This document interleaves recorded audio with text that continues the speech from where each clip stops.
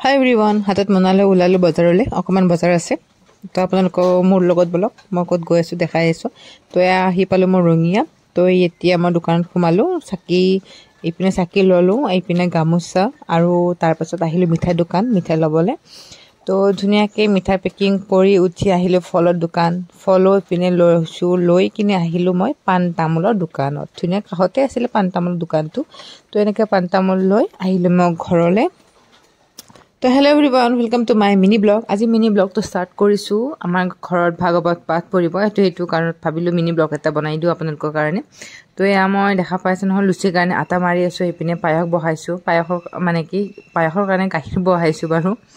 এইপিনে ধুনীয়াকৈ আটাটো মাৰি লৈ আৰু আধা হ'লে বাৰু মোৰ পায়সটো আধা হৈ গ'ল। তো এনেকৈ আৰু পায়সটো হৈ থাকোঁতেই আৰু এইপিনে মানুহ আহি গ'ল ভাগৱত পাঠ পঢ়িবৰ কাৰণে। তো আপোনালোকক দেখালোঁ। আশা কৰোঁ মোৰ সকলোৱে মোৰ মিনি ব্লগটো চাব আৰু যোনে যোনে চাই আছে লাইক শ্বেয়াৰ ছাবস্ক্ৰাইব কৰি দিব, লগতে কমেণ্ট এটা দিব নাপাহৰিব।